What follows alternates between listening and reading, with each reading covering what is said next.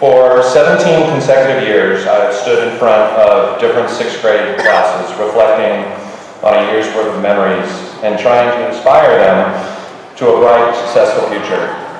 It's sometimes hard not to have the years blend together when so many of the names, faces, behaviors, and lessons are the same. Well, that was my life before this year. I sat on the stage last year and listened to Mr. Hauck give a very moving speech about how being a teacher is a lot like being a father to 34 kids every year. I remember getting instantly emotional because I knew in 2.5 months I was going to have my own son in my class for the first time. Knowing the significance of that opportunity, I prepared myself and my son for all the potential complications of having 33 other kids in a class with my own. What I failed to consider, however, was that while I was carefully preparing myself to treat Josiah like every other student, what I was really doing was allowing those other students to become like my own. I wasn't prepared to care for all of you so much so fast, but looking back on it now, I probably should have known. I've never encountered a more exceptional group of sixth graders in 17 years. And since so many of you I have seen grow up before my eyes from kindergarten to this morning, I believe I have a unique perspective to understand just how special you are. Somewhere during the year, I lost my ability to hide how much I loved being around you. And for a sixth grader, that's like the smell of blood in the water. I was weak and you knew it. Have you at times gotten a little more slack than you should have? Sure, but then even Superman had his kryptonite. This has been a dream year for me. I've honestly never laughed so much in my life. Bubba's slow motion fall, Teddy's bump, Zach's crush on himself, Izzy's candy addiction, Adam Soft, Fabio, UCGR, I could go on forever. Will anybody ever forget, you smell funny? Joe Army, stress causes beards to grow. Or, I signed a contract.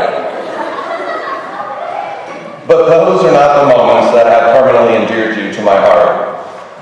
It's the way that you would look at me when you knew I was disappointed. It's the way you cared and supported each other when you knew that help was needed. It was the way you trusted me with your problems and openly shared your feelings. It's the way you made mistakes, and you're not perfect, and weren't afraid to admit you needed help, guidance, and even consequences. It's the way you opened up your hearts and invited me in, and for that, I am eternally grateful. There have been emotional farewells during my 17 years in sixth grade, but I have never felt for a class what I am feeling for you today. Sixth grade is an incredible year of change, and to stand here and look at you today and know those changes have taken place on the grandest scale.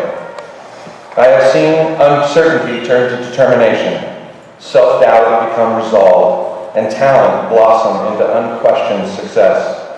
You entered my classroom a year ago as impressionable young children, but you leave me on Thursday as formidable young adults ready to conquer the next challenge.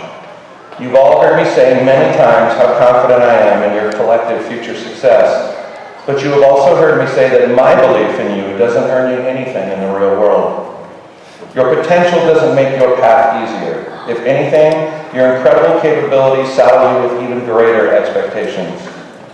I take comfort, however, in knowing that you are armed not only with the confidence of an admiring teacher and supporting loving parents, but with the one mandatory ingredient for life's success, belief in yourself.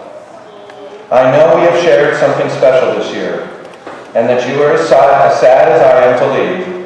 So with Dr. Hall's permission, I'd like to formally fail all of you so we can do it again next year.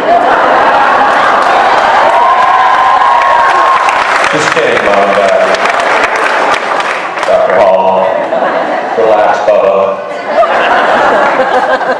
Always know this, that wherever you go and whatever you do, there will exist somewhere, probably still in room 27 at Wilson, a teacher who cares more for you than he could ever express in words, though he's sure trying. A teacher who will often look back with fondness and longing at the year we shared and the many priceless moments that have cemented you in my heart forever. A teacher who may teach another 20 years and never experience anything like this again. But that's okay, because this teacher will always have you.